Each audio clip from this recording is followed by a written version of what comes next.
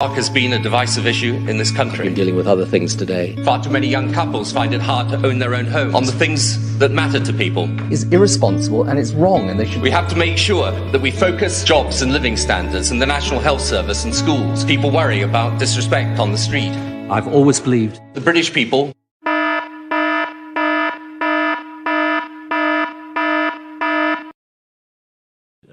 the Right Honourable Tony Blair, former Prime Minister of the UK, founder of the Tony Blair Institute for Global Change. We're delighted to have... Well, hello everyone, and welcome to this special show. We need to... so let us have a little trip, a little reminder of a speech I gave sometime last year, or maybe even the year before. I will say, by the way, that as of right now, my merit code is still should work until midnight. There's various different settings within how I can set up the coupons, and this is set to run out at midnight. So use the promo code MERIT to get 25% off all courses. Merit, pure merit, such merit, merit. I did a bit of the, if you missed it, I did a bit of the redrafting of Jordan Peterson's manifesto, and it literally gave me a headache, and I had to take Nurofen and I had to go back to bed for a couple of hours to shake off the headache.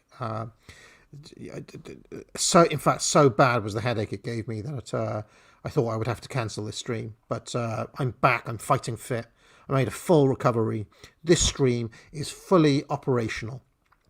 Now, this event that has taken place, the can I say?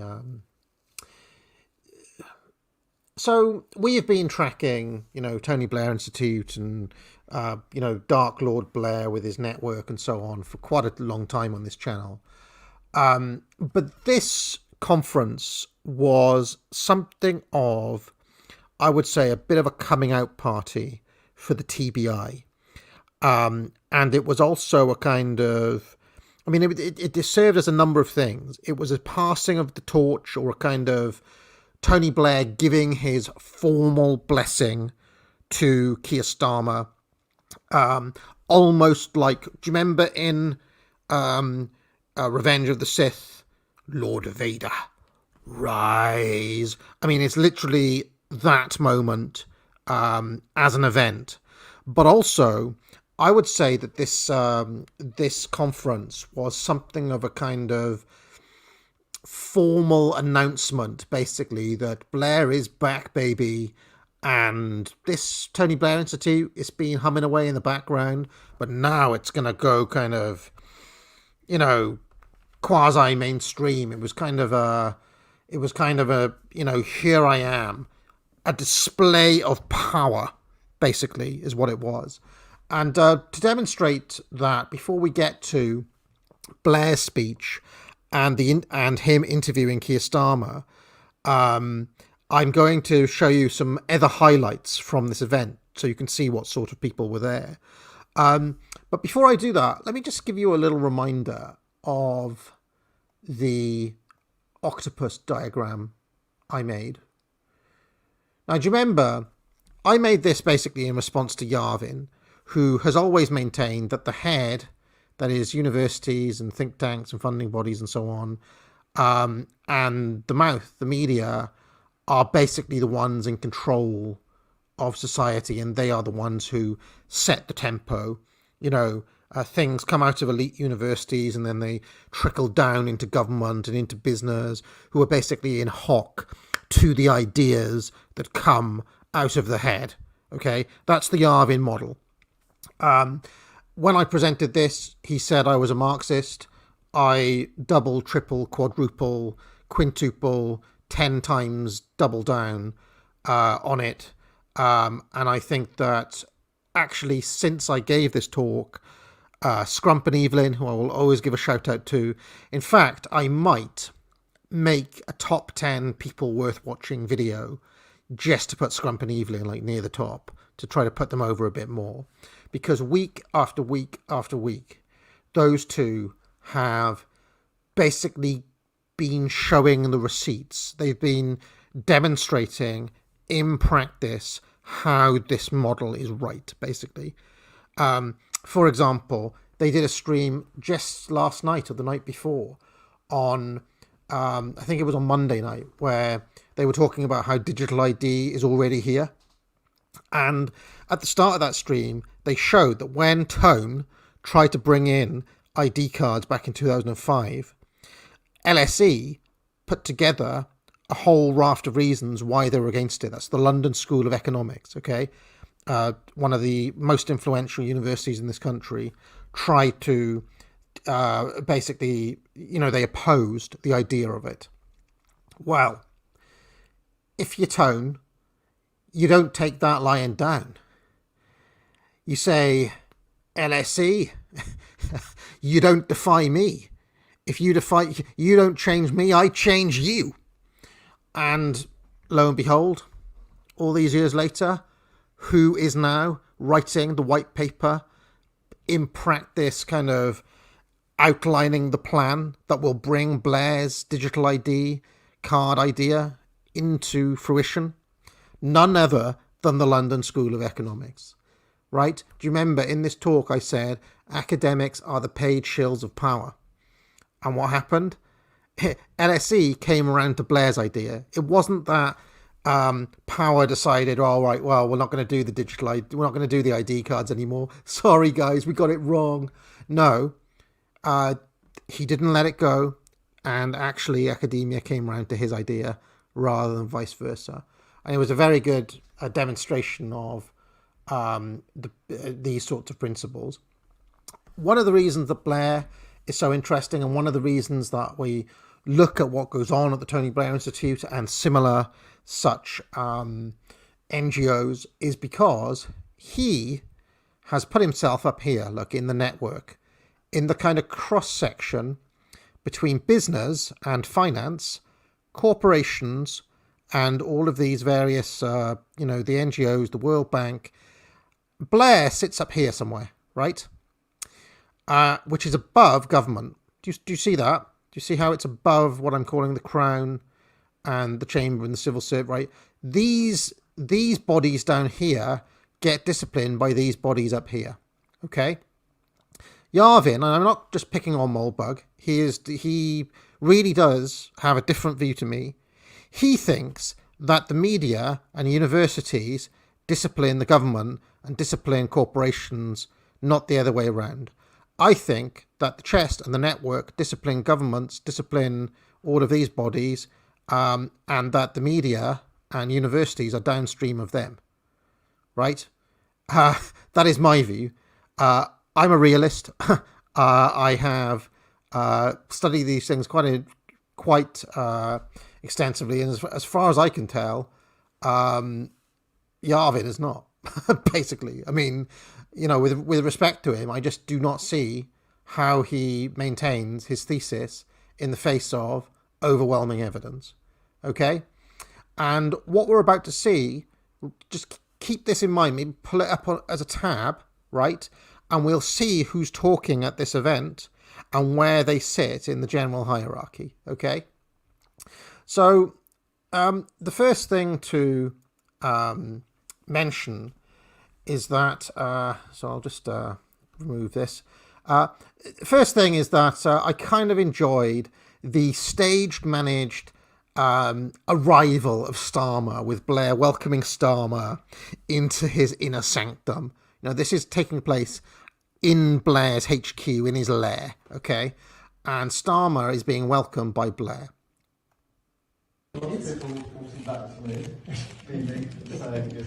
Yeah, no, it's going really well, but there's a lot to get through. Yep. We're so pleased that you come. There's a lot of excitement in the room and outside the room. Now, what I like about this is that they're making out as if they don't speak to each other all the time. They're making out like they're strangers. We know, of course, that, Blair has literally been putting on classes for Starmer. we know that Blair has been managing and stage managing a lot of the Starmer campaign, but this is making it seem like, oh, you know, I haven't seen you for, you know, we barely know each other. Let's watch it again. Lots of people reporting back to me, beaming, saying it's going fantastic. Yeah, no, it's going really well, but there's a lot to get through. Yep. We're so pleased that you come. There's a lot of excitement in the room and outside the room. So they're maintaining this pretense here that Blair is just like really grateful that the you know, oh, I'm so grateful that you, mighty Keir, the actual leader of the current Labour Party, would come to Little Old Tones event. I'm really humbled about it. That you know, and this was a little kind of charade basically for the cameras. But let's have a look at the sorts of people who were at this event. So one of the people who was at this event was none other than Jamie Oliver. School lunches for the most vulnerable kids. Protect our children. Now, take a look at this, right? That's, what's her name? Is it Kirsty Walk? Tell me if I've got that wrong. Was it Kirsty Walk, the Newsnight presenter? She is basically the anchor of BBC's Newsnight. Okay? Now think about this. The anchor of... it's Mateless. It's Mateless, right? Emily Mateless. Sorry. It's Mateless, not Kirsty Walk. It's Mateless. But correct me if I'm wrong. She is the presenter of Newsnight, okay? Which is the BBC's anchor, like kind of flagship political commentary show. Yet, here she is hosting an event at the Tony Blair Institute. Okay, so it's just kind of interesting for a start that all of these people are clearly of the same class, right? This is the ruling class, remember? And they're all of the same. Oh, she's left apparently, but still, you know, they're all of a piece, right? They're all of a piece. Is the point that I'm trying to make? And there she is turning up to do this, okay? And here, and it gives a kind of veneer of neutrality to the whole thing, I suppose, or like she is able to like transfer some of her, you know, she's just a familiar face that people have seen on TV. And also here's Jamie Oliver, celebrity chef, who is his also for some reason on the car. Let's just take a look at what he said. Against junk food advertising. And if I had a wish for all of your children, it would be that every child left school knowing how to cook 10 recipes to save their life. So there's Jamie Oliver. Now let's see who else is talking at the Blair Institute. It's not so much that this stuff is intelligent. The danger is that extraordinarily harmful things can be done with it very, very quickly. And that is something that we all need to be aware of. So when you have something that is that powerful, that potentially damaging, what should we do? How should we think about this? Clearly, we have to come up with regulation. I mean, we regulate cigarettes, we regulate seat belts in cars, we regulate toilet flushes. We have to regulate this stuff. So there's a businessman asking for regulation. Who else was talking at this event? About the opportunities that AI brings. So this is the Director General of the British Chambers of Commerce. Now, I actually had a look. I mean, she's got some pretty epic 80s lesbian vibes. Right? But she, the British Chamber of Commerce represents about 80,000 businesses, right? There's about 80,000 businesses that this woman is the spokesperson of. So clearly, the British Chamber of Commerce is a pretty important vehicle for the voice of business in the UK. As well as the issues, we need to be thinking about global Britain, our trade and inward investment, our people and skills, like a long-term skills programme. We need to be thinking about our high streets and the importance of our local economies and communities, and the green revolution. So we do need to get to net zero. That's really important.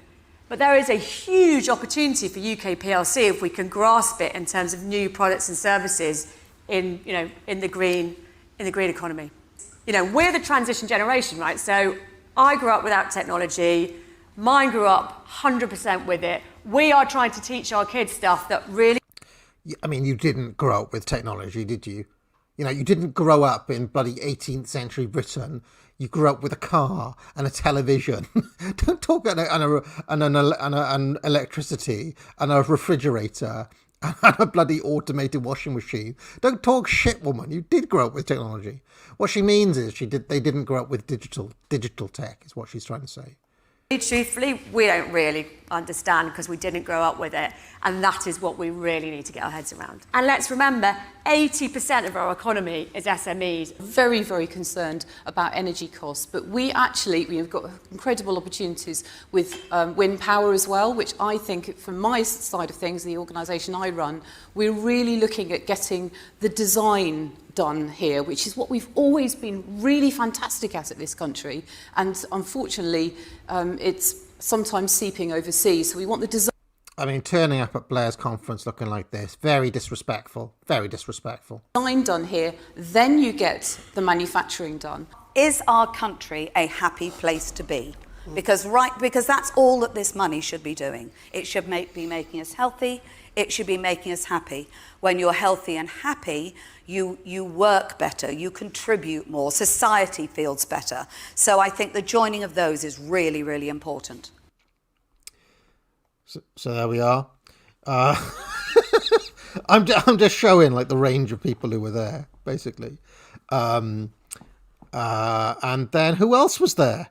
None other than NATO has worked. A member of the current government, the Tory cabinet minister Ben Wallace.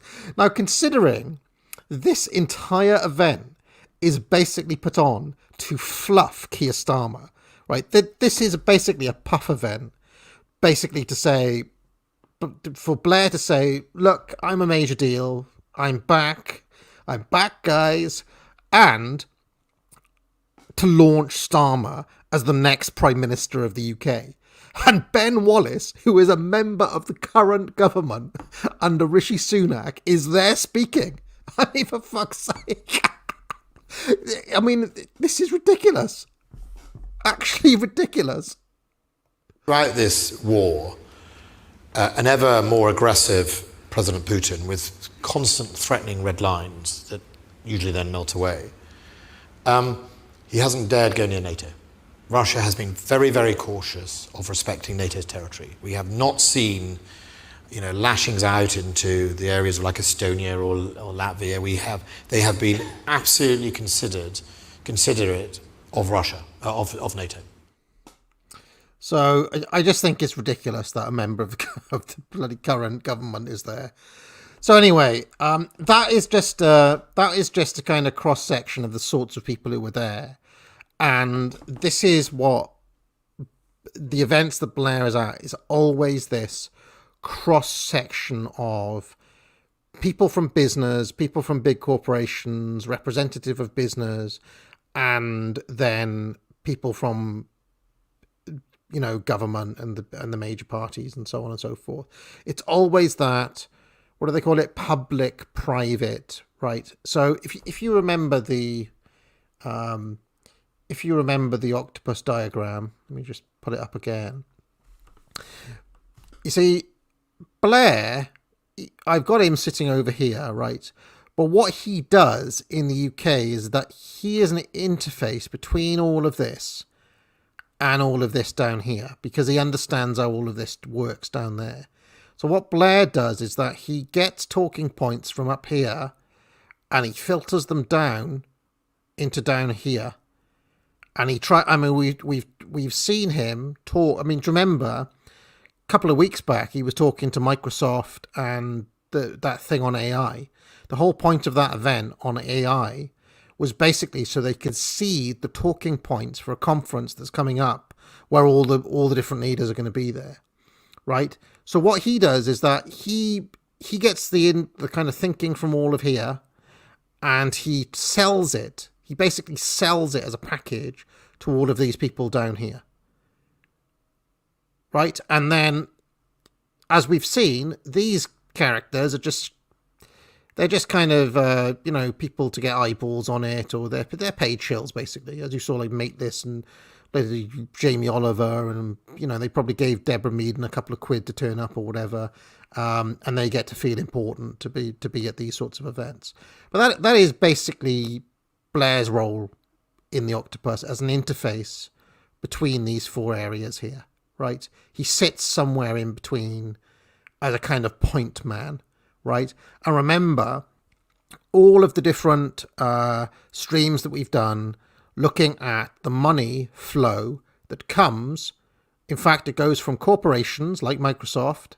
The money goes from them into one of these foundations, Bill and Melinda Gates Foundation, and then it flows from the foundation into an NGO, Tony Blair Institute, and then the NGO uses its networking skills to filter policy down into the Crown, who then, it's their job to discipline the chamber to actually do what they want.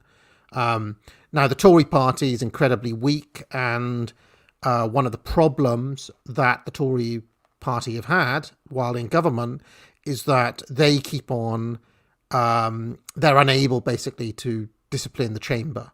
The chamber ends up disciplining them all the time, like making Dominic Raab resign and saying, actually, Prime Minister, we can't do that. So they have got an unruly civil service at the moment. Whereas when Starmer gets in power, he will kick the shit out of them, as Blair did, because they know what they're doing. Okay? So that is just a kind of overview, simple, high-level, kind of high 10,000 feet overview. Obviously, it's much more complicated on the ground, but that is basically, the flow chart as I see it. Okay, so let us have a look then now at Blair's opening speech to kick all of this off.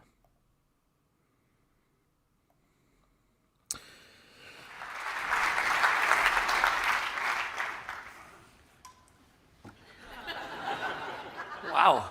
I mean, okay, so I'm a lot more optimistic about the future of Britain following that. Actually, my staff had a conversation, and one person said, I've got this really great idea. Now think about this. He turns up at an event at his own institute, gets a big round of applause and goes, "Oh, wow, thanks for giving me a great round of applause, guys." However, because he's at home, he doesn't have to do his usual kind of Mick Foley cheap pop. It's great to be back in Swindon or whatever. He doesn't have to do that at this, because he is actually the host of this event. So should start with the very young, and then by contrast. Okay, so unusually for me, given my natural optimism, let's start with the bad news. Britain's situation is perilous. We need policies which, short-term, i.e. within one parliament, will get the economy moving, and we need a long-term plan for the country's future. We can debate how we got here, but where we are is grim. Grim. It's grim. Prophets of Doom, ladies and gentlemen, out in 2 months' time. Academic agent with his finger on the zeitgeist and the pulse. And what does that book start with?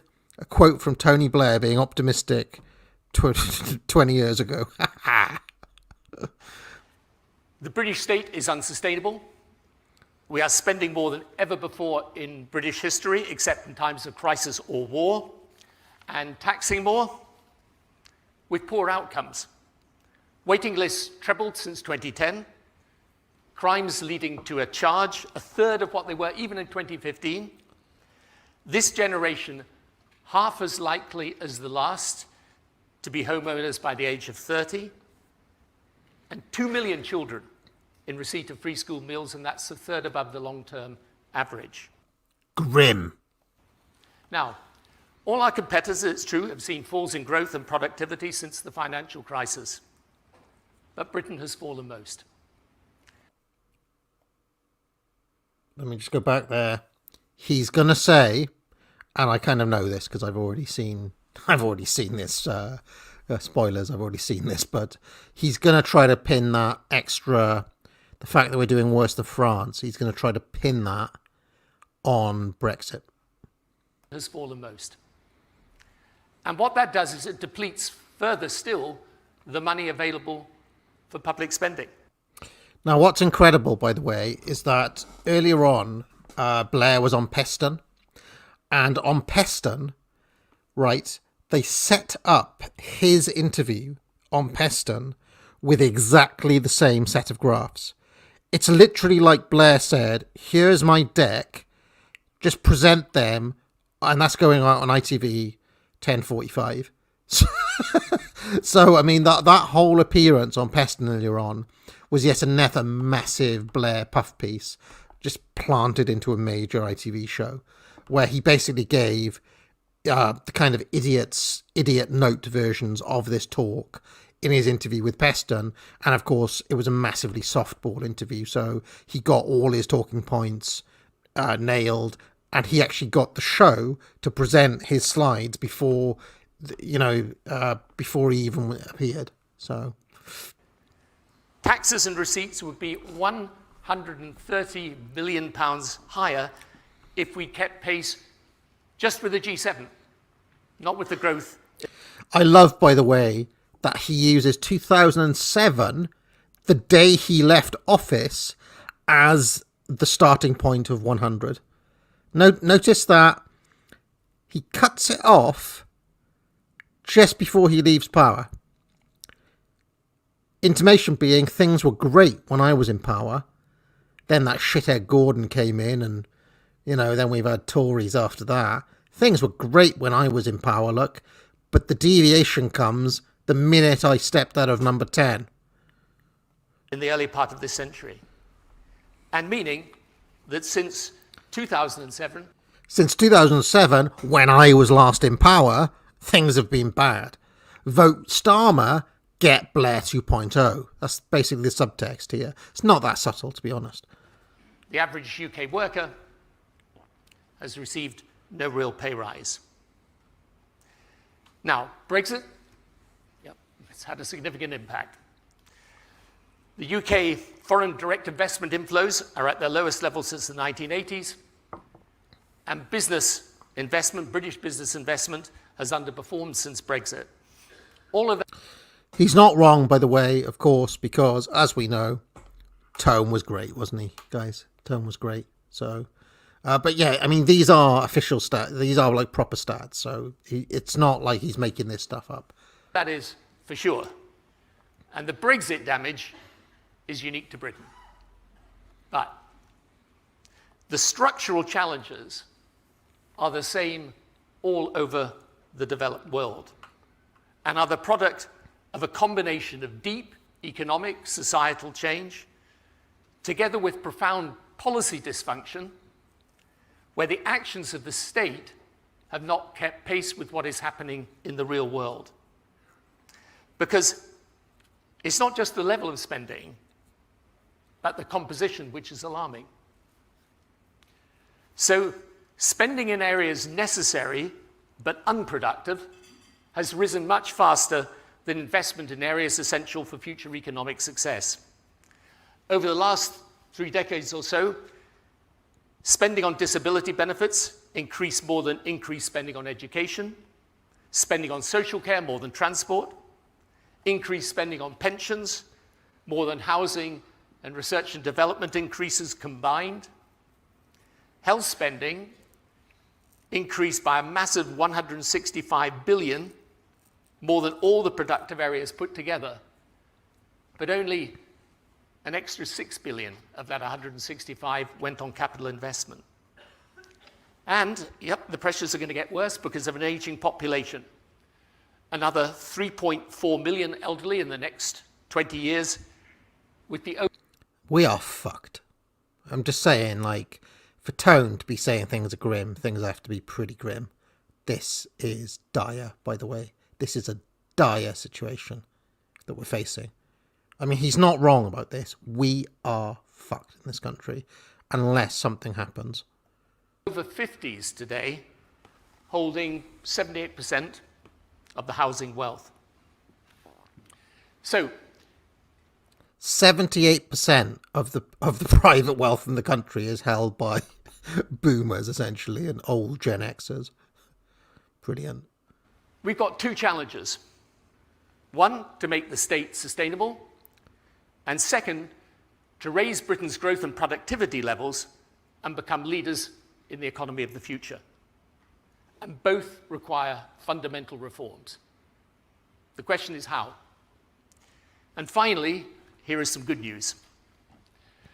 We live through an era of unprecedented technological advance.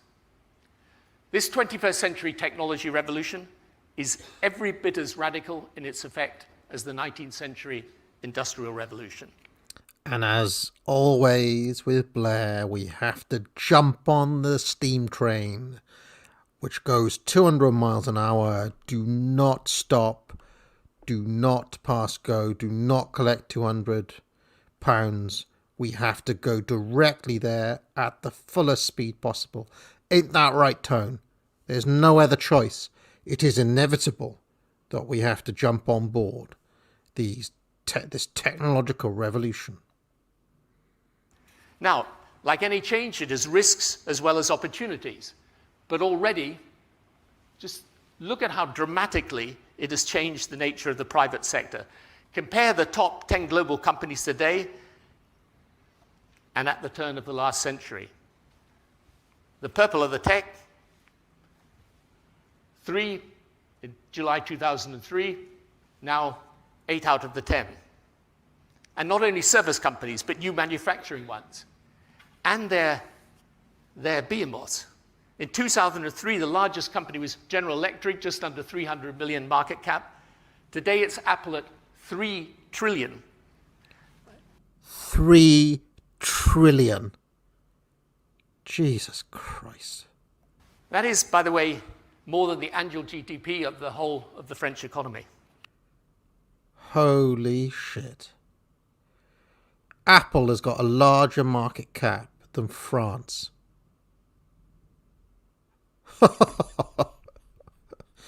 So, is Tone going to say what we have to do rather than control these massive behemoths, as he called them? I think Tone is going to say, actually, we need to sidle up to these massive companies and basically accept that they are our new overlords. I reckon that's what he's about to say. And if you take the top 20 economies in the world and match it with the 8 top tech companies' market cap, you get a sense of the size of the change. What's more, their research and development spending is vastly superior to government. 5 of the tech giants invest more than Britain's government. Ah, the R&D spend of Microsoft is bigger than the entire United Kingdom. The R&D spend of Apple is bigger than the entirety of France and the UK. Meta spend more than France and the UK. Alphabet, which is Google, have got a bigger R&D spend than France and the UK and Korea. Jesus Christ. I mean, there are other ways to think about this, by the way.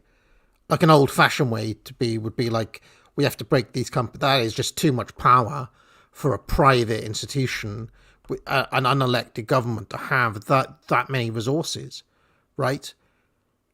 Like one way of thinking about it would be like, we need to use the state to bring these companies under control. But that's not what Tone is about to say. Tone is going to say, actually, we need to embed these companies into the infrastructure of the country because they've got the money and we don't. So basically, we need Apple or Microsoft or some other massive company to pay for our infrastructure spending. That's what he wants to say here, right? That when they talk about public-private partnership. What they're talking about is the complete fusion of these massive multinational corporations with governments, right? I mean, globalization, in the way that Blair is thinking about it, is basically creating this new massive kind of, octopus, you might say. And Amazon alone, 3 times as much. It's basically inverse. It is inverse fascism. In fascism, it is corporations under the state, right? State-directed corporations. What we've got here is actually a lot closer to the model in South Korea, where the distinction between Samsung and the Korean government, well, they might as well be the same thing. And what Blair is saying is that we basically need to formalize. We need to make Microsoft, Apple, Google, we need to basically just make them the government or on par with the government, because basically they've got a shit ton of money that we don't have. So we need them to work with us so they can pay for shit. That's basically his plan here. I think it's scary. It's basically Skynet, or, this is a form of corporatism that, and in fact, I was reading Joseph Schumpeter's book the other night. The famous one. What's it called? Socialism and Democracy, or something like that. It's the famous book where Schumpeter talks about creative destruction. And what Schumpeter says in that book is that capitalism is doomed, basically, to no longer exist in its entrepreneurial kind of Austrian form, right? The old capitalism that we think of, where it's entrepreneurs and the free market and so on. He says it's doomed to failure, but it's not doomed to failure for the reasons that Karl Marx thought it was. It's doomed to failure because corporatism, that is this fusion between the state and massive multinational corporations, is basically inevitable at some point in the future. He wrote that book in 1942, by the way. And this is basically Schumpeter's hell future happening right before our eyes. Tell me I'm wrong. Tell me I'm wrong. So we're in the middle of this tech revolution. You've got big data, mobile and cloud, artificial intelligence, and now a new revolution through generative artificial intelligence. And here's how some of the people are describing it. I mean, what he doesn't mention is that Bill Gates is the #1 funder of the Tony Blair Institute. If it wasn't for Bill Gates, Blair wouldn't have this massive infrastructure that he's got. In fact, they are one and the same. There is no distinction between Bill Gates and Tony Blair, if you want to put it that way. They are one and the same. Note, Brad Smith is also a Microsoft man, right? We have already seen some aspects of the formalization of this in the 2020 election, when Twitter, as it was then, and Facebook and Google all banned the President of the United States from their platforms. That was basically a declaration of power by these tech giants. And what Blair wants to do is basically make those ties even deeper between our institutions and the government and these massive corporations. It's like the invention of the printing press. It's going to be the most beneficial technology for humanity ever. That's from our own demos. We're only at the beginning of what AI can accomplish. Whatever limitations it has today will be gone before we know it, from Bill Gates. And already, tech is changing how we live, the way we shop, what we watch, even how we date, and the jobs we do. And now... By the way, that stat there, 16 to 24-year-olds spend 65 minutes per day watching YouTube and just 11 minutes per day watching the BBC. That's all of you guys.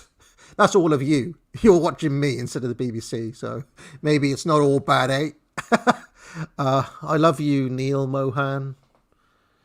Come back, Susan. Come back. This is going to accelerate at a faster pace than ever before. And here's the challenge. Though the world is changing, the state is not. Look at that stat, by the way. I just want to go back. Amazon delivers more than 5 billion parcels in the UK each year. And at least 1 million of those are books to my house. Though the world is changing, the state is not. These are the main areas of public service employment and the changes since the end of last century. The composition of the jobs is largely unchanged. There's just more of them. In addition, we have no national data infrastructure in health or across government, no digital ID, which is preconditional for a fully digital state, few incentives for public sector innovation, and at least until recently, no drive from the centre to engage with the transformation of government that is possible through technology. Yet this technology revolution allows us not just to reform the state, but in time to reimagine it entirely. How it operates, who it employs, what it does. A state that's more strategic, which is empowering, not overpowering, and where it works with the private sector in partnership to create... I mean, do you remember what I said about disciplining the chamber? This is Blair being like, all of you civil servants who have been such a pain for the Tory party, when we get in, we're going to replace you with robots. Ha ha! Suck on that. What was his name in... what was that old show, the one the British loved? Yes, Minister. Do you remember all those guys in Yes, Minister? This is Blair being like, listen, I remember when I was in power how much of a pain in the arse you guys were. You're going to get replaced with robots when I get back in. You're on notice, all of you. Create the economy of the future. Just two examples. Take health. Individual factors, we know, are the biggest determinants of illness and are preventable, with personal choices and behaviors alone causing half of all illness. And we're learning what technology can do to change it in prevention, detection, and cure. So, proper use of NHS data could save up to £10 billion a year, and that was according to a 2019 assessment. What does this mean, though, Blair? What does this mean, proper use of NHS data? Right? You've just said that half of all illnesses are personal choices and behaviours. And now you're saying that data could prevent that. So what? I'm going to have an app on my phone that has got all of my medical data on it. And it's going to go like, beep, beep, beep, beep. That's the second burger you're having this week. You may want to consider having a salad instead, eh? Or maybe even worse. I go to pay with my phone for the burger and the machine goes, no, not allowed. Not allowed. You have had your fat for this week, you fat fuck. Have a salad instead. I mean, what exactly does he mean by the use of NHS data? In real-time NHS data can reduce hospitalisation by 60%. Right? He's talking about all of our medical records being used in some algo in order to modify everybody's behaviour. There's nothing else that can be taken from what he's just said. He hasn't said it out loud, but that is ultimately what he's saying here. Tell me I'm wrong. NHS data could save up to £10 billion a year, and that was according to a 2019 assessment. It'll be much higher today. According to a report just issued last week, real-time data could help reduce hospitalizations by 60%. 30 million... Yeah, real-time data, like, how's it going to help? Unless you're going to be surveying what people do, those 50% of personal choices and behaviours are going to have to be controlled.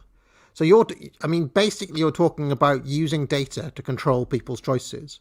That's ultimately the only thing he can be talking about here.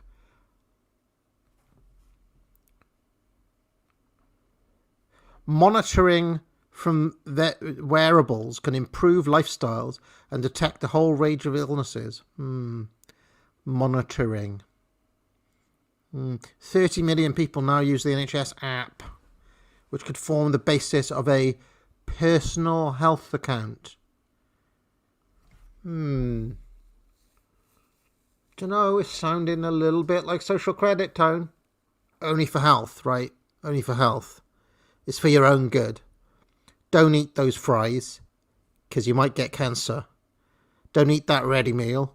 Jamie Oliver, the Jamie Oliver AI tells you no ready meals. I mean, the thing is, I can see people, especially people on the more kind of fashy end of things, on our side of things, going for this, right? The basis on which to oppose what Blair is suggesting here really has to come from a liberal place, not like, if you're really up for the state using power, and I mean, I've talked to people on our side of things who would force people to go to like camps, to fitness camps and things like that, fat camps, so like, I'm not saying that you should necessarily disagree with those things. I'm just saying, if this comes in, it's going to be a massive change to what we're used to. People now use the NHS app, which could form the basis of an electronic health record. And monitoring from wearables can improve lifestyles.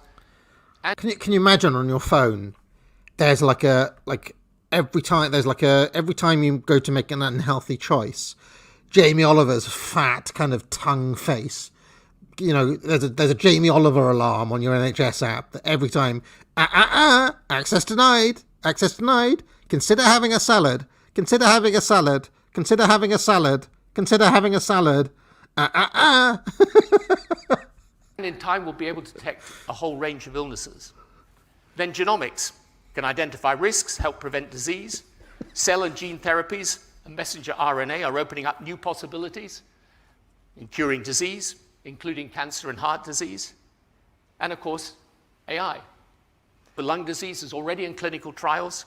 Clinical trials themselves will be dramatically changed, and develop drugs and AI-enabled technologies will be able to detect eye disease, cancer, heart disease, and strokes. And of course, automation through AI can ensure healthcare professionals have more time to spend on direct patient care. So when we talk about NHS reform in the future, utilizing technology is going to be fundamental to that reform. A second example, modern cloud systems, by combining different sets of data, could help target state interventions and save money. It's just two: furlough support during COVID, household support in the energy crisis, huge untargeted interventions. Now, even if we say... Now, when he's talking about targeting here, what he's talking about is, he's basically saying that loads of people got furloughed who didn't need it.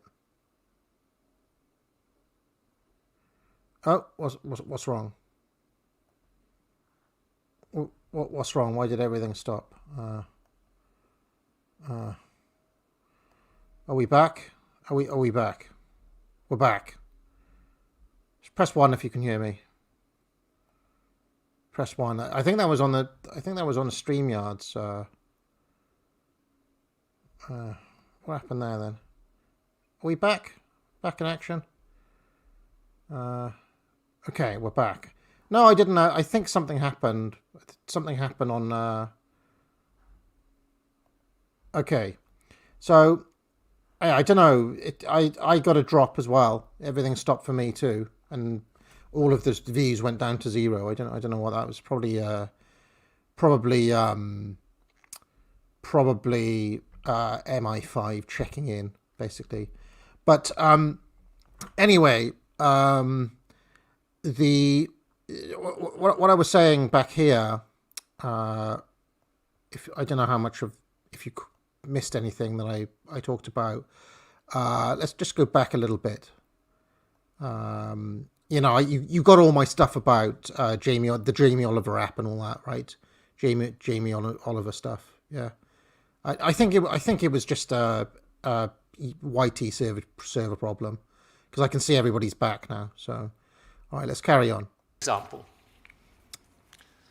Modern cloud systems, by combining different sets of data, could help target state interventions and save money. Right, now, what I understand him saying here, right, is that basically loads of people got furloughed who didn't need it. And that if they had basically targeted furlough to people who were below a certain threshold, they could have saved like $50 billion, £50 billion. People are saying that YouTube broke site-wide for a moment, right? But anyway, what I think he's saying here is that you can means test the people who could have had furlough. They did it blanket, right? They did it blanket. But now, with the use of AI, they could have just stuck everybody's data in and being like, no, not you, Fred, not you, Jim, not you, Charlie. You're all on over 50K. You don't get any money. No money for you. No money for you. No soup for you. That is what Blair is saying here, that with targeted costs, they could have like given loads of people, not given everybody a furlough, pretty much. Same with the energy stuff. It's just two: furlough support during COVID, household support in the energy crisis, huge untargeted interventions. Now, even if we saved a fraction of those sums, it would be massive. There's more good news. This is a revolution in which Britain and British business can play a crucial role. Because technology is also the key which unlocks Britain's industrial future. Britain has big advantages in this new economy. It's got world-class universities, the largest finance sector in Europe, third behind the US and China in venture capital, the leader in Europe for artificial intelligence talent, and fourth globally for so-called unicorns, that's startups valued at over $1 billion. But we're slipping. So UK IPOs have declined to just 5% of the global total, which reduces the attractiveness of London as a financial centre. We don't have enough compute capacity. We've got declining AI research papers. Only one of the 27 major advances in synthetic biology of the past decade have come from the UK. And FDI in our life sciences fell by 47% last year. Every single one of these stats is like a nail dagger through Tone's heart. Ugh! Ugh! Ugh! I mean, it's not good, to be honest. UK should be leading all of these things, but it's not. My point is very simple. None of these things are hard to fix. They just need the full concentrated focus of government to fix them. And here is the big political message. This technology revolution isn't an interesting sideshow on the margins of traditional politics. It should change them as completely as it's changing the world. Of course, like any technology, there are dangers.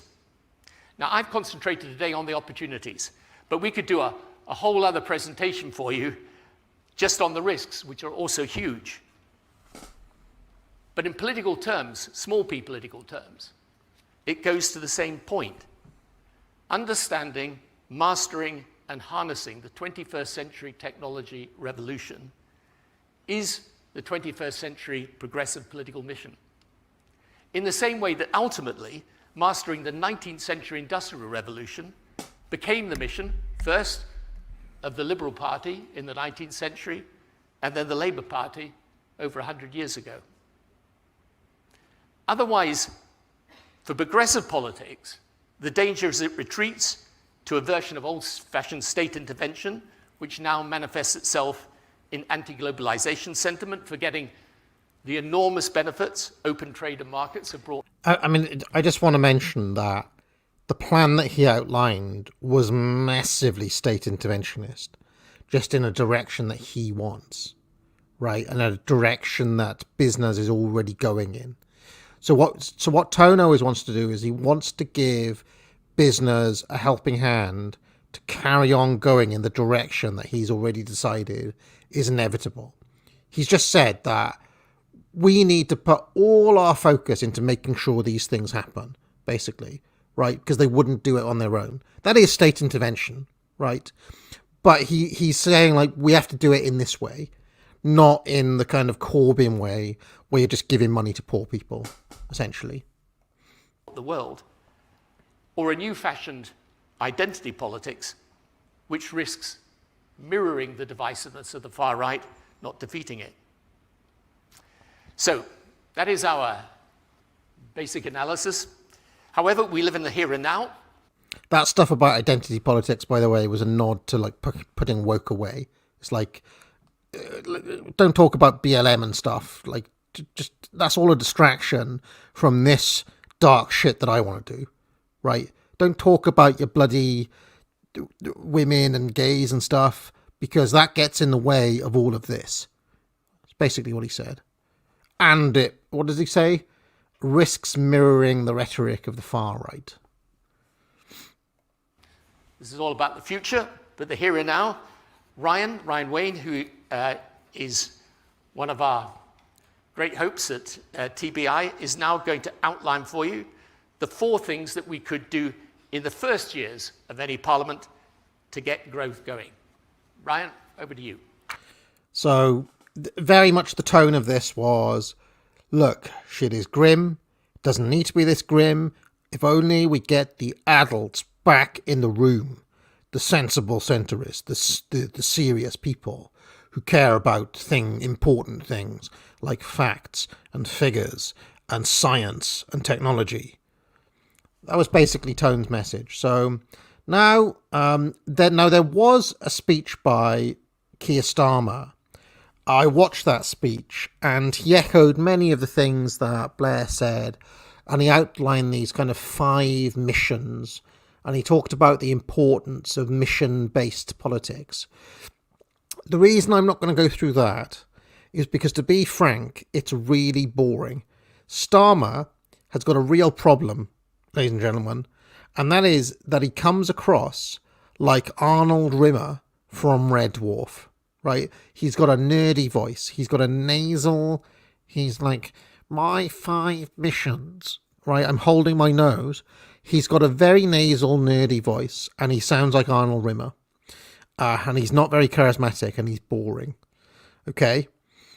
On the one hand, that's bad, because he has no charisma whatsoever. On the other hand, if the message is the boring, technocratic, managerial adults are back in the room, you don't have to worry about the clown show of Corbyn, and you don't have to worry about the clown show of Boris and people like that, because the adults are back. Maybe the lack of charisma of Starmer won't be as much of an issue as we think it will be. However, I think the risk for this project and the risk of, there's 2 risks, I would say, for Labour right now.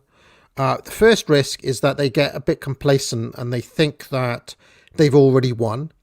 We saw with Hillary Clinton how dangerous that is, to think that you've already won. Okay. And I think there are signs that Labour think they've already won, even in this conference today. Okay. That's one risk they've got. The second risk they've got is that Tories, out of desperation, could go back to Boris. And I believe that in any election, despite all of the terrible stuff the Tories have done, Boris could beat Starmer. Why? Because Boris is likeable, he's charismatic, he's bigger than life, everybody knows him, he can correctly say I was buggered over by the system, he can dial up the fake populism that we know Boris is so good at, and that could save the Tories' bacon. Or the Tory sausages. Wasn't it sausages he used to like carrying in that stupid hat that he was wearing? So those are the 2 risks, I would say, for this new Labour 2.0 project. complacency on their part, and a return to Boris. Saving those two scenarios, and I will say that Starmer is a really realistic guy, listening to him as we're about to see. I don't think number one is going to happen, because these guys, these guys know their stuff. Even in 1997, we've been rewatching the 97 election. Even on that night, Peter Mandelson was like, well, we haven't won yet. We haven't won yet. Even like when after the exit poll had come in, Mandelson was like, no, we're not counting on our chickens yet, right, until the results were in. So they always have an eye on reality, these guys. So I don't think number one's going to happen. And I don't think number two is going to happen, because the Tories are just so feckless, so crap, so utterly useless that they won't do that. And it is the only thing, I'm telling you now, the only thing that will say. Rishi Sunak today, right? His approval rating came out. He has a 25% approval rating. 25%. That's lower than Joe Biden, lower than Trump at any point in his, right? He has a 65% disapproval rating and a 25% approval rating with the public. Okay. Those are historically low figures. Awful, like worse than John Major numbers. Okay. So that's bad. That is bad for Sunak. Okay. In the face of that, what did he do today, Sunak, right? Did he throw some red meat at the gammon? Did he, I don't know, try to do something that would make people like him better? Nah. He apologized for the historic treatment of LGBT veterans in the British military. Yeah, that's what Sunak did. In the face of this, in the face of everybody saying the next Starmer government is inevitable, in the face of historic unpopularity, he comes out and he basically does the gayest thing possible. He apologised for historic treatment of LGBT people in the army. Useless cunt. I think we're going here. Hi. You good? Which one are you? Am I here? Fantastic. Well, this is a first. So, thank you very much indeed for coming. I'm really, really not from a Jedi. Pretty grateful. Thank you so much for the speech. Before we get on to the substance, how are you enjoying Prime Minister's questions? I'm a bit out of practice. But he's not turning up. I haven't seen him for 3 weeks. We got one tomorrow, and then I think only 2 more before conference. So, yeah, I think he missed more than anyone else. Yeah, that's something I really don't miss, you know. Yeah. Even now, wherever I am in the world, sort of midday Wednesday, I think I've got this uneasy feeling. Yeah, that's what it was. Well, I think at least you moved it from twice a week into once a week. Yep. So that's only on a Wednesday at 12. It's a small number of people who should be grateful to me, but they should be very grateful. I mean, this event is meant to be putting Starmer over. Blair is so charismatic, it's putting Blair over, which is a bit of a problem that Starmer's got throughout this interview. Already, Blair is the one who's being like, yeah, I did do that. Aren't I great, you know? Did I ever tell you about Darth Plagueis the Wise? I keep reminding the Shadow Cabinet that back in the day, the Prime Minister used to sit on the front bench and choose which of his ministers would answer the question. Yes, so we could go back to that model. Yeah, I mean, we never know what they're going to say, though. That's the thing. Okay, so, you know, you've done an amazing job. You've taken the Labour Party in 2019. It was on the brink of extinction, frankly. Well done, my Padawan. You have carried out my orders well. And you've taken it, I know you can't say it's on the brink of government, but I think it's a pretty good prospect. And yet, I think we both agree that 1997 is very different from 2024. You know, in 1997, we had a lot of things to do, but on the other hand, we could see that growth had stabilized, and we could look forward to over 2% trend growth. What you're going to inherit next year is, I mean, as I said earlier, it's grim, right? Yeah, it's going to be really tough. But I think this point about the mood of the country is really, really important, because now we've got a lot of people pointing out in the chat that basically Starmer's come as Blair Jr., right? This is a bit like when Anakin dons the cloak and he actually becomes a Sith Lord. To become a true Tone apprentice, you have to don the Tone uniform. That's a suit without a tie. Remember, a suit without a tie. And, of course, he's come as Mini Blair. So there we go. This is a formal passing of the torch. To a position where we're a credible contender, and that's all we are. We've got a lot of work to do. People are looking back to... And he's doing the blade. And he's doing the Blair blade as well. Of course, just like Darth Vader, he can't do lightning. Vader can never do lightning, right? But that's reserved just for the master. When this last happened. And we've, I mean, as you know better than anyone, we've only won from opposition 3 times. And obviously 97 was last time. And the mood then was one of growing optimism.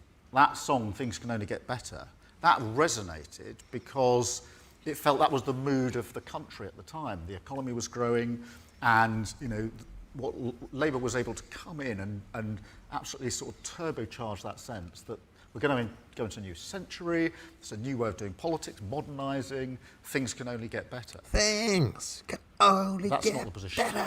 By a long shot. The economy is badly damaged. Public services are, I say, on their knees. My wife, who works for the NHS, would say on their face. And the mood of the country... That is actually true, by the way. My wife has had a lot of reason to go into hospitals recently for, you know, various different reasons. Included, that's why I couldn't do UO last night, by the way, because I had to go back and look after AAA. And I mean, the stories I've been getting from her about the state of the hospitals at the moment. She was saying that there were doctors and nurses on the floor. She said, you know how tired people are when they go slightly kind of zombified. She's just like, everybody walking around those hospitals is like they're in a kind of zombie-like trance state. They're just that overworked. They're that tired. You know, I mean, a couple of weeks back, my 97-year-old neighbour fell and hurt her ankle. She had to be rushed into hospital. I think she's 98 now, actually. It took A&E over 12 hours to give this 98-year-old woman a bed. 12 hours it took for them to see her. I mean, it is mental, the abject state of our hospitals in this country. It is just horrendous. Nothing. I mean, it's not just that, it's everything. I mean, Scrump and Evelyn were talking the other day about just kind of seeing somebody from your local council or any public facing kind of state services whatsoever. Nothing works. It's a shambles. It really is. I'm not just kind of, this is not just like normie politics now. The country is barely fucking functional. And that's happened in my lifetime. It wasn't like that even when I was a kid or under Blair or even in the early years of Cameron, that was not the case. But it really is on its arse right now. You know, basically third world. Basically third world. I think is pretty bleak. And I think many people fall into 2 camps. The camp that says to me, I like what you're saying, your missions, the change that I think you would bring about, but can you do it? This is the other thing that my wife was saying as well, by the way, when it comes to that. She said that now the nurses don't do like kind of bedside manner stuff anymore, and they don't use any common sense, right? So one of the people who was in hospital, their temperature was going up to like over 40. All right, so they're getting hot flushes and then it was going like down to like normal temperature, and then up, and then down, like hot and cold flushes. And this nurse, basically, rather than kind of taking note of what was happening or listening to what the people who'd been waiting there were telling her, she basically took a measurement, looked on the computer, looked at a screen, looked at the thing on the screen that said, oh, this means it's all right. Oh, yeah, it's fine. You can go. It's like, hold on a second. This person may, like, what are you talking about? They can just go.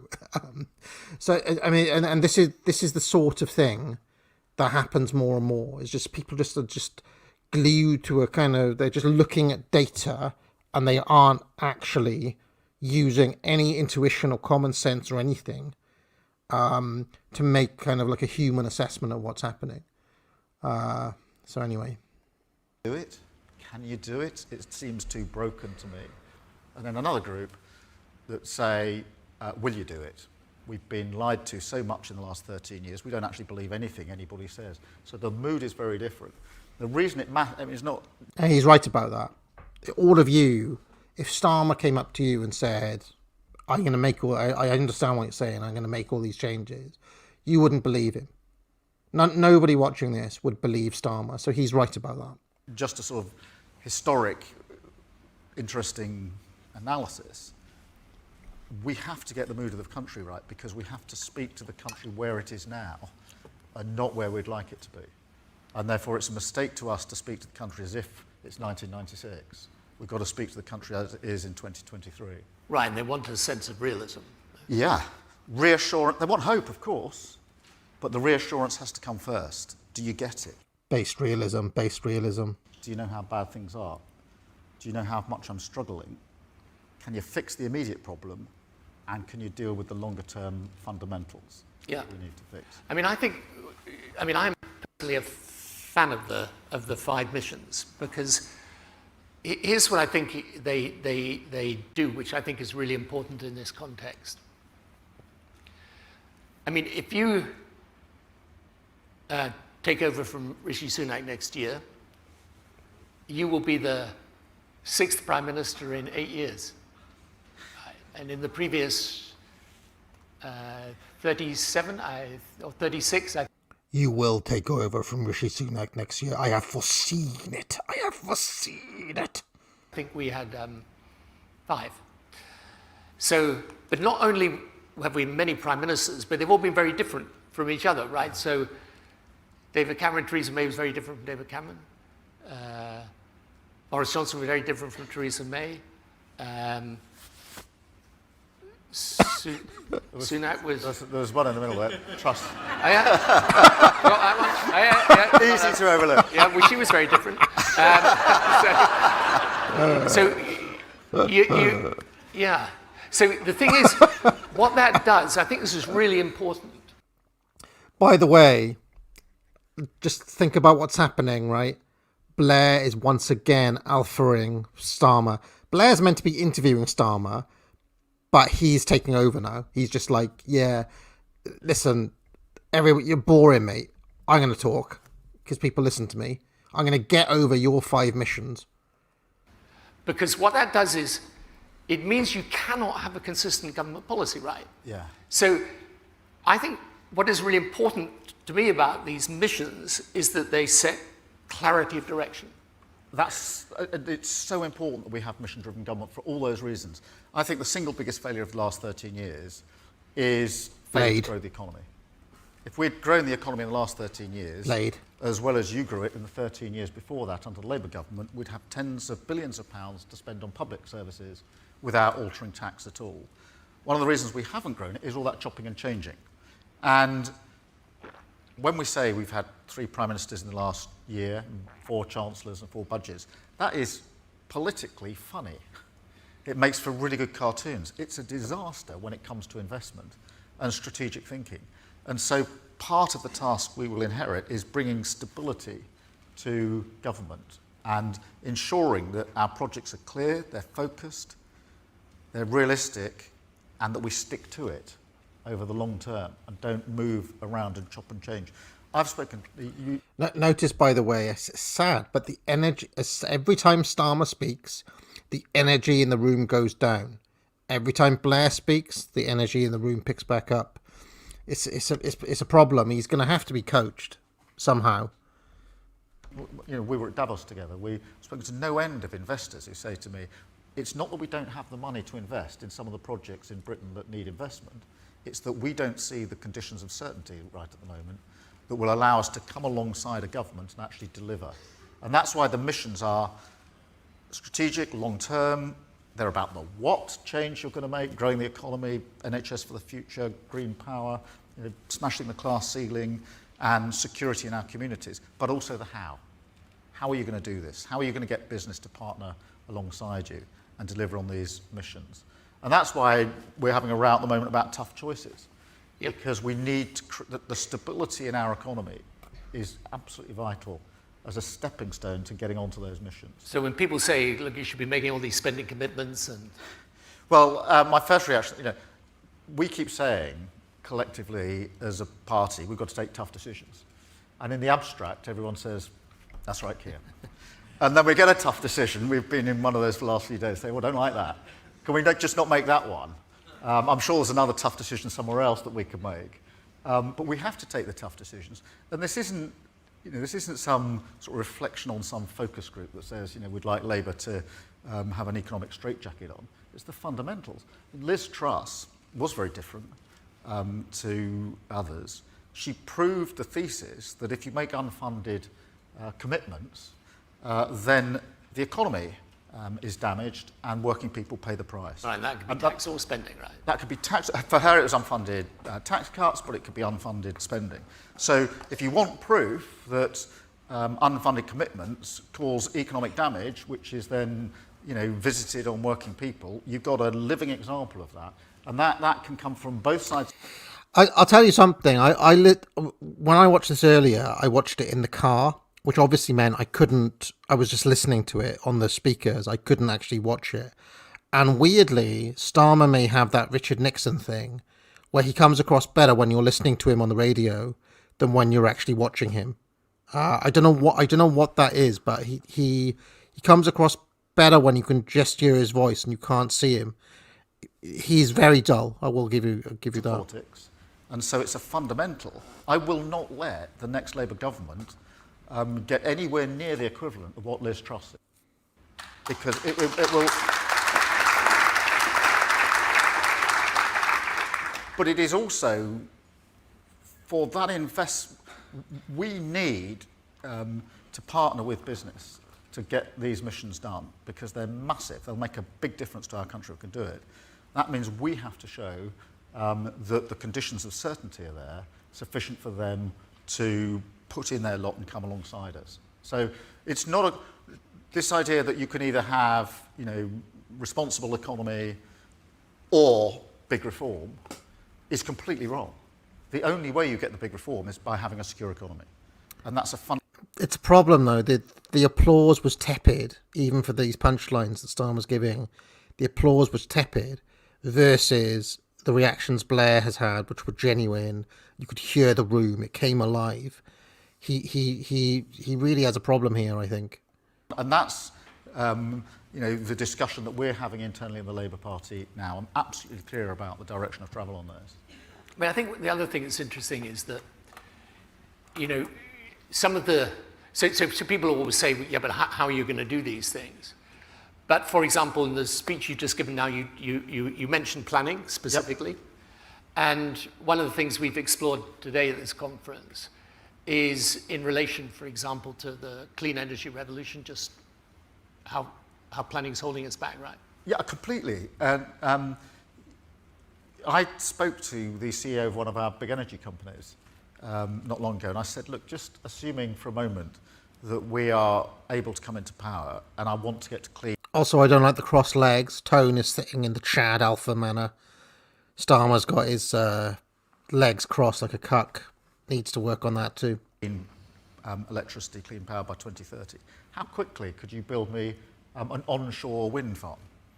And he said, 2 years. Wow, we're going to be really motoring here. So I said, well, how soon do I get power out of it? He said, oh, that'll be 13 years.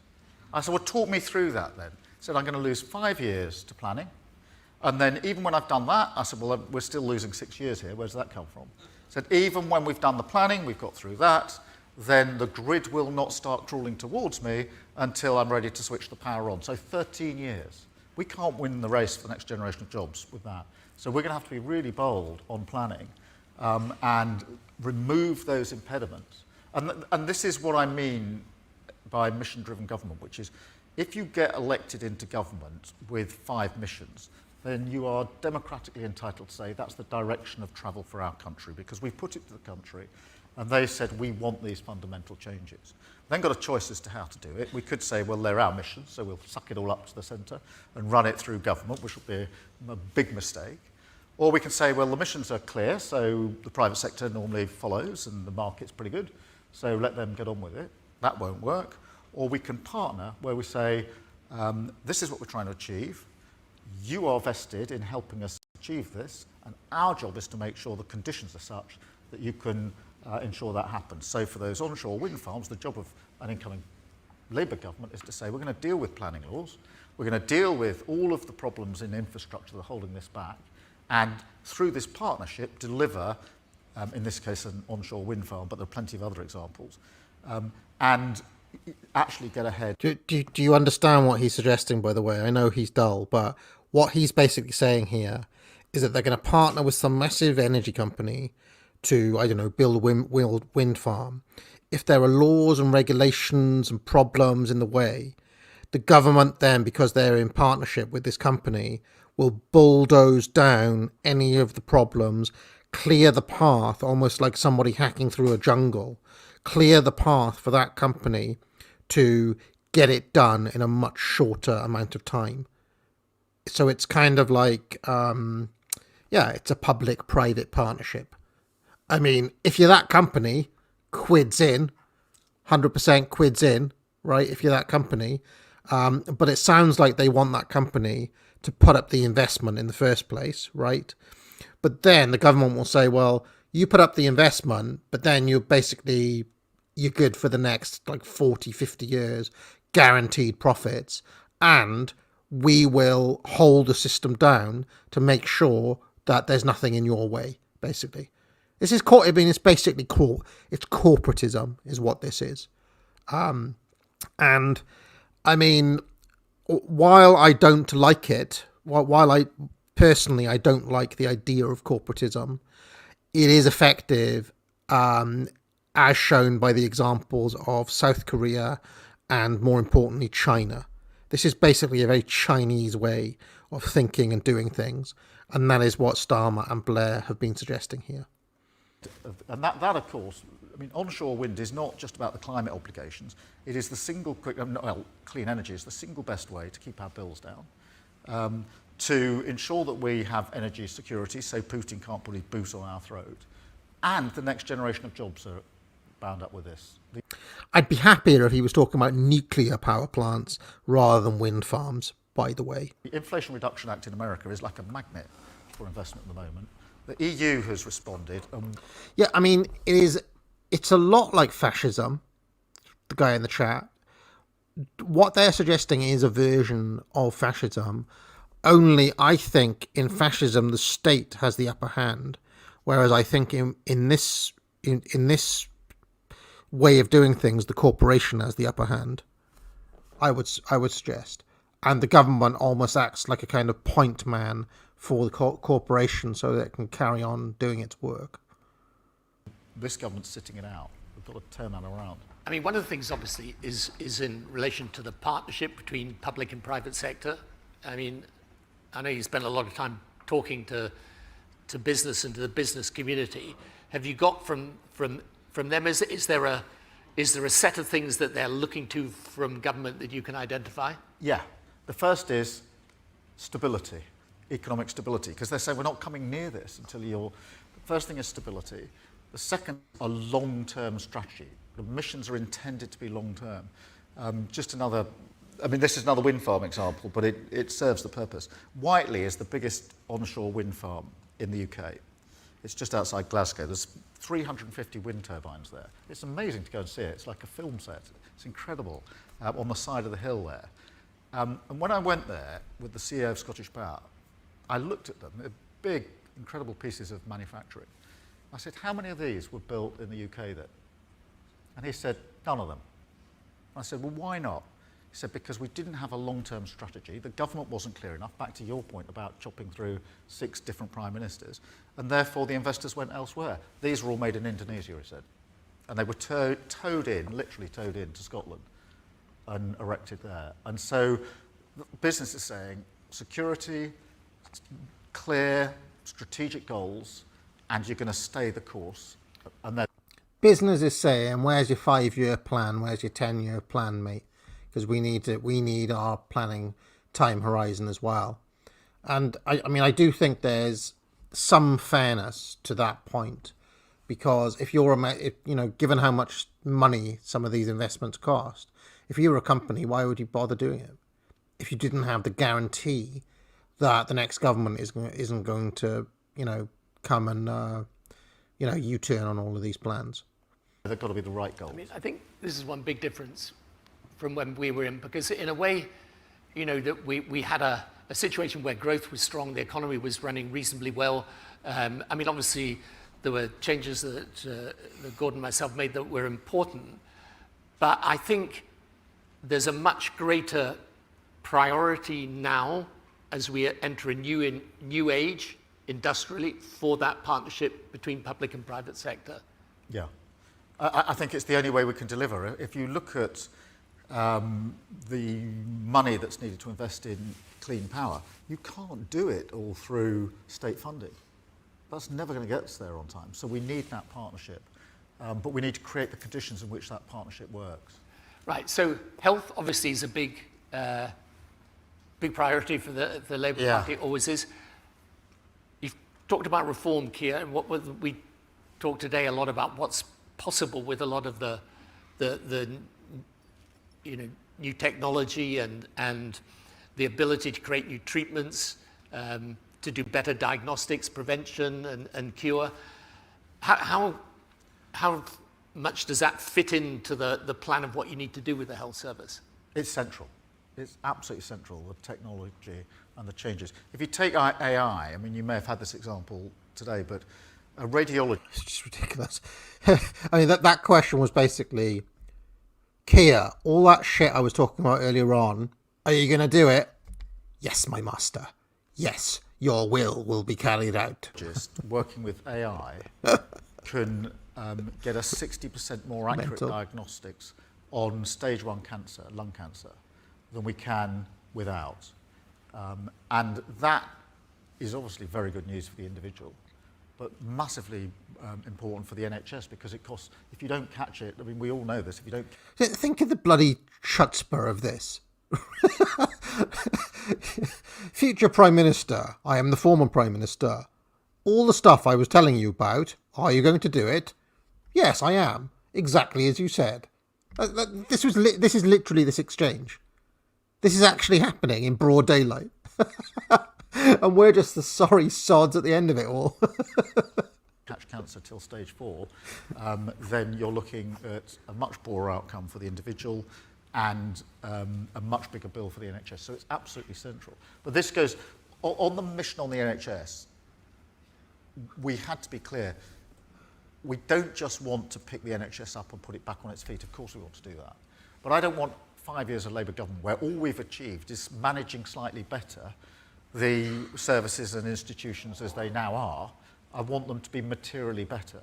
And whatever the mistakes the last 13 years, and there have been many, the challenges facing the NHS are just fundamentally different now to the challenges it faced 75 years ago. And the techniques for dealing with it, technology has gone so fast, right? The AI.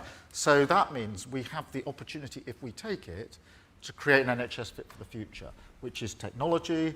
It's about prevention, moving health closer to our communities. At the moment, we've got go to the GP or go to A&E as broadly the only options, and you need something close to the communities. Mental health needs to be catered for. So we're talking about a model that will... last time they said close to the communities, that was when they let all the bloody...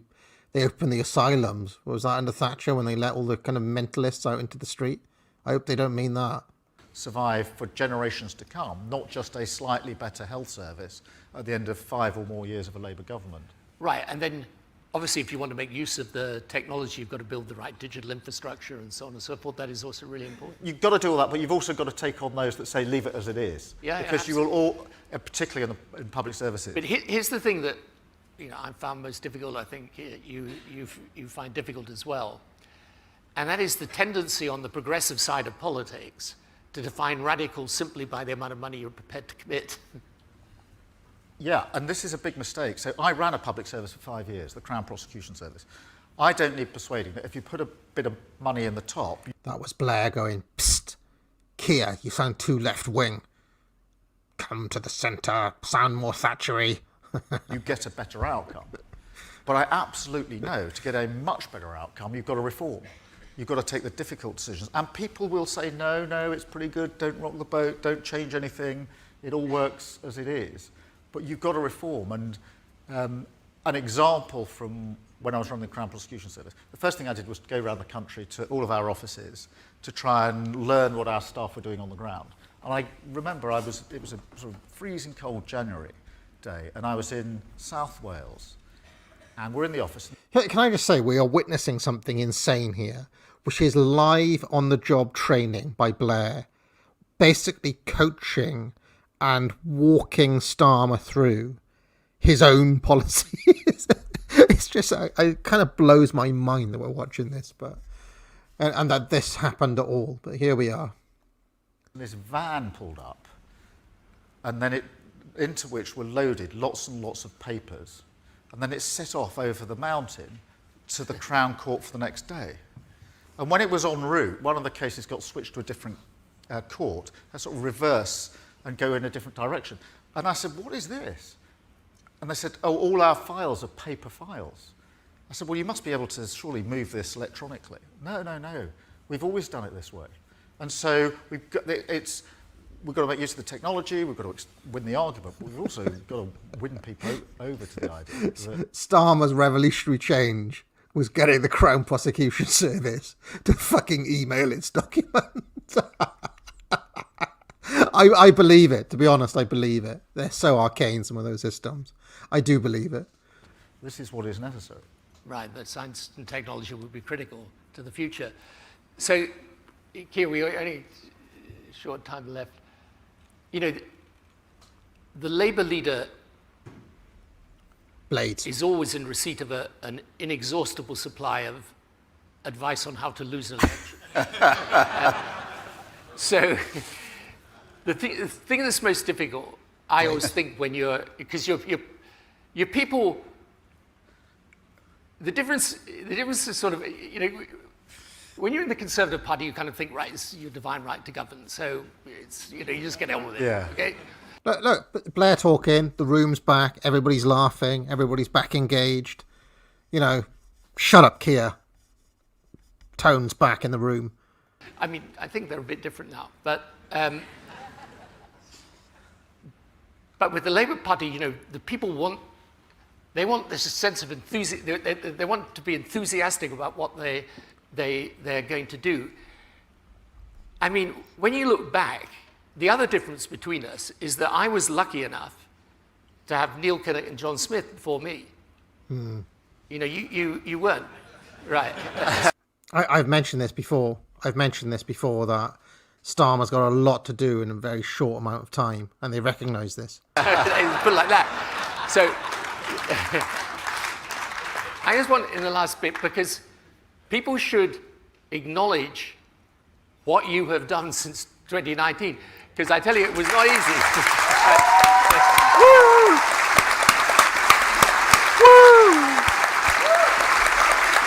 This is literally this whole room of Blair sycophants clapping, whooping and cheering for Starmer's execution of Order 66, right? Blair sent Starmer in to kill, take out the younglings. They went over to the bloody Separatist Council and he scythed down, what's his name, Newt Gunray and all the rest of them.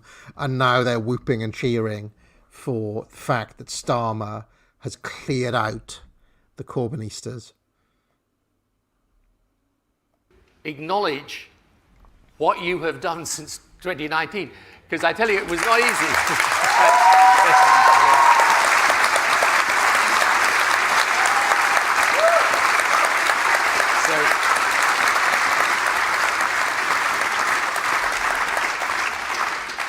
In the closing minute, how?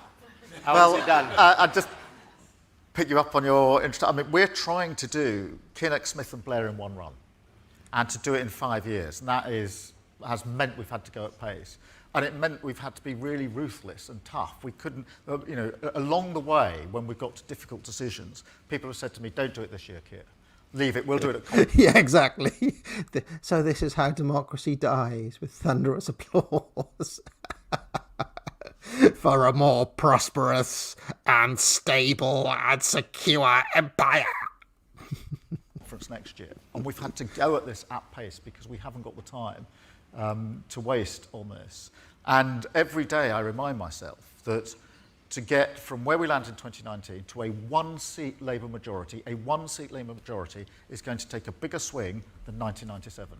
And if that doesn't sober, I often talk about politics as a sort of sharp intake of breath. That gives me a sharp intake of breath every time I say it, because people are inhaling the polls, and that is a big, big, big mistake. But there are then just fundamental. So the first thing we had to do was change the party. And I don't know whether this is because I came into politics later in life, etc. But when you lose that badly, I strongly believe you don't look at the electorate and say, what on earth were you doing? Didn't you listen to us? Should we shout a bit louder? You look in the mirror and say, we got this wrong. We've got to change as a party. And we had to change as a party at speed. I also felt strongly that we didn't... That was Starmer's best bit, by the way, both in his speech and in this whole interview. That little bit, he came alive a little bit more, basically talking about how he did in the Corbynistas. This was his strongest moment. He was actually obviously most excited about this part. Really have the right to say how we'd run the country until we'd done the change. People were not going to listen to the Labour Party until we showed we had changed and changed for a good purpose. The second bit was then, and we had to be really unrelenting on that, really clear, difficult decisions, and change is never finished. But we got as far as then the next stage, which is to expose the government as not fit to govern. Now, we've been ably assisted in that, I have to admit, by the last three prime ministers. And now we get to that place of, well, if not them, then why you? But this is where, because all along the way I've had the advice, when we're at the stage of we've got to change the party, there are people yelling from the sidelines saying, where's your vision? Go bolder, go bigger. And I said, we've got to fix the party first. We've got to change the party first. So there will be people all along the journey telling you to do it in a different order, but we had to do it in that order. But now we get the chance to lay out the change that an incoming Labour government would put. But if we hadn't changed the party, it would be as naught, because I strongly think that the electorate don't usually look to change the government if they're pretty happy with it, if things are all right. But when they think, it's not all right, actually, I've had enough of you lot, I want some change, and I think we're at that moment, then there's a laser focus in, well, what's the alternative then? And if we hadn't changed the Labour Party, then they'd be looking at us and saying, nah, we're not going to do that.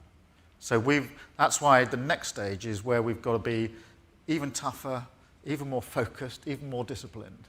And I've said to... Focus and discipline.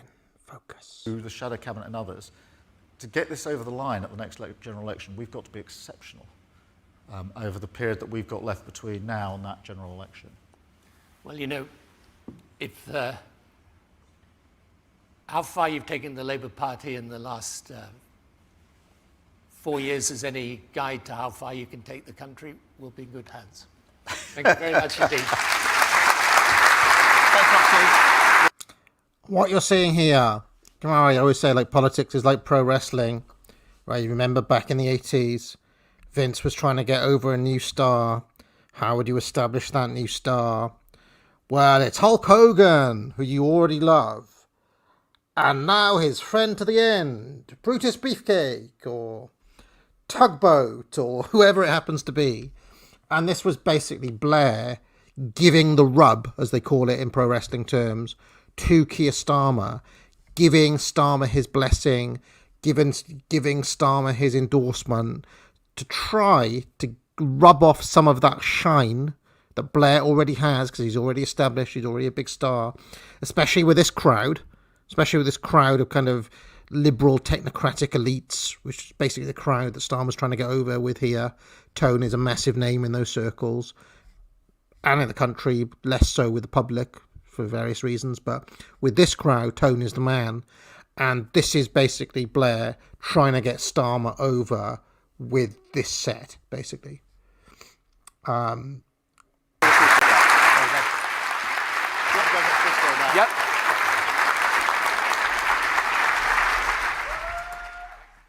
And you can actually see, right? You can actually see some of the headlines basically echoing what I'm saying, right? So if you just, something I like to do, go on Google, Blair and Starmer bask in each other's reflected glory, right? Starmer recast Blair model for Age of Insecurity. Blair gave Starmer his blessing and he needs it. In his interview with Tony Blair was Keir Starmer looking in a mirror. Right? So that is basically what the papers are saying. The Daily Mail are saying what some of you said. Keir Starmer banged on and on as Tony Blair's eyes glazed over. Part of that is true, I'm afraid. Part of that is true. And that is a bit of a problem, I think, that Tone is going to need to work with Starmer on going forward. So just before I get out of here, I will hit some super chats. Sam153 says, enjoying the summer of Tone. What drink do you suggest while tanning with Tone? Well, it's the summer, so why not a pina colada with a little umbrella and a piece of pineapple on the top? Why not pina colada? Now, yeah, I mean, you could say it's, you could say Starmer's like Ultimate Warrior. They're really trying to push him, but he's a crap worker or whatever. But anyway. Dollface says, Keir Starmer looks like he's a different person wearing a Mission Impossible style mask of Keir Starmer. I mean, yeah, there is that. There is that. There is that. Death says, you were right about him not being charismatic. Started daydreaming when Starmer was talking. I was only brought back when you paused and started talking. Yeah, there is. I would noticed in the chat that a lot of people were glazing over whenever Starmer talked. That's a problem. That's a problem. And I am sure back at Tony Blair Institute HQ, that's what Blair will be talking about tonight. They'll be sitting around a table doing a debrief thinking, what we're going to do about that? How are we going to... So in pro wrestling terms, you see, you can always, how can I say, you can get someone and you can work around their limitations, right? You can work around their limitations. So classic, like, I mean, in wrestling, you could have like a guy who was really charismatic, but a bad worker. And you could basically hide his flaws and protect him by putting him in the ring with lots of good workers. Classic example would be Junkyard Dog back in the Mid-South days. And it'd be like, Bill Watts would be like, right, Junkyard Dog, you know, pretty charismatic, but he's a dog shit worker. So what do we do? Stick him in there with DiBiase. We'll put him in there with, I don't know, Terry Gordy, DiBiase and me, say, and we can hide all of Junkyard Dog's weaknesses because the other three guys in the ring will make him look like $1 million, right?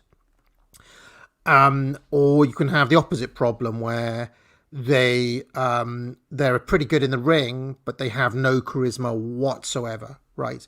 This is closer to the Keir Starmer problem, where Starmer's good at the being ruthless leader, the backroom politics, like he's disciplined, he knows how to run a department, right? So he's got some decent stats in the back room, right? His technical stats are good.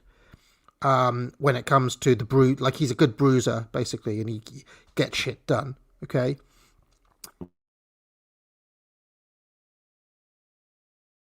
Water, no promo skills, and in wrestling, what they do is they'd get somebody like that, and they'd stick him with a manager like a Paul Heyman, or they'd stick him with a good talker. And what Blair is going to have to do basically is surround Starmer with people who can kind of talk on his behalf. So he's going to need a good team around him. The trouble I am seeing, exactly like Chungus in WWID, Spasticus, you know, she's got a good crew around her, or she has up until now. The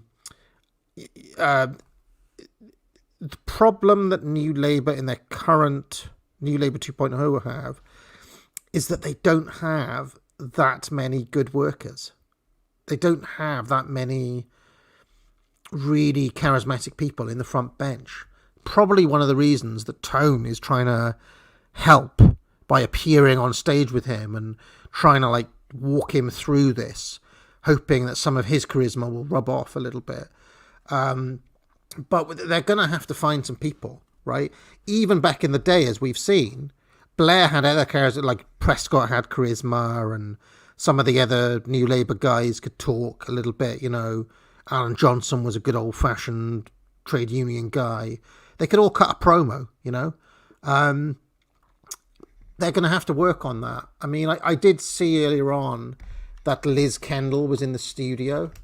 But is Liz Kendall an MP anymore? Or is she just a TV personality now? Is she a former MP now? Or is she actually... Oh, no, Liz Kendall is still an MP, right? I mean, Liz Kendall has got some media presence, I guess. She knows how to talk. It's going to have to be better than Kendall, though. It's going to have to be like... They need to find some people. What they're going to have to do, basically, is they're going to have to, if Starmer's going to win, you've got to remember that means there's going to be a shitload of New Labour MPs who we don't know, newcomers into the party, right? So the current Labour backbenchers aren't very good to go into an election with, because they're, you know, there's still a lot of Corbynistas in there, a lot of shitheads in the party, a lot of crap talent, right? So what Starmer needs to do and what Blair needs to do, I don't know why I'm giving this advice for free, and they know this anyway. These guys are masters, are there. Mandelson will be there running the show, and Campbell and so on. They need to find really charismatic people that they can stick in all of the seats that they expect to pick up from the Tories in this election. And those people are going to form the backbone of the new Starmer cabinet. It can't be the people who are currently there, because they're crap, basically. I mean, that's something for them to sort out between now and then. But they are going to have to somehow get those people who are running to be MPs, who are not MPs currently, a lot of TV spots, a lot of media time. They're going to need to get them over quickly with the crowd, right? And it's not that difficult, because David Cameron did it. All of the current MPs, all of the current Tory frontbenchers and the Bravermans, and Priti Patel and all of them, they all came from the Cameron lot, right? They were all newcomers in the Cameron party. So it's possible to do that. And that's what's going to have to happen. And then Starmer's lack of charisma can be compensated for buy a bunch of really good talkers who they can get over on TV, start embedding them. And I think that's the reason why we're seeing quite a lot of old Blairites, people from back in, the 2000s back on TV, and Campbell and people like that back in the media. Because at the moment, those are the faces that people know. But they're going to have to establish new stars. They can't rely on Blair-era people for the new government. So that's gonna have to be something. Exactly, the 2002 OVW class, exactly. Okay. There we go. There's nobody there right now, but what I'm saying is they're going to have to find people who are really good at being on TV and who are charismatic, who they can basically stick in a lot of TV interviews and build those people around Starmer, right? This has happened in the past. I'll give you a good example of a cabinet that had a lot of big characters in it with basically a charisma vacuum at the centre, and that was Clement Attlee. Clement Attlee was not a good talker. Clement Attlee was not a big personality. Clement Attlee was really quiet and managerial and didn't give good speeches and things like that. But he had a lot of big personalities in that cabinet. The Nye Bevans and people like that. People who got stuff done, people who gave good speeches. So it's possible. It's just a different way of having, it's just a different style of leader, I guess, right? To an extent, FDR was a bit like that as well. You can have a kind of quieter managerial leader who lets other people take the limelight a little bit. John Major, to an extent, was a prime minister like that. He was still the prime minister for 7 years, don't forget. And he had a lot of big personalities in his cabinet. Portillo and Heseltine and, all of the other people who were in the major cabinet. They were still around. So, yeah, it's possible. All right. Thank you very much, guys. I'll see you soon. Shall we do a little play out? Bye, everyone. Bye. Remember the promo code MERIT. Join the channel. Pick up a course at the academic agency. Subscribe to my Substack. But most importantly of all, get out.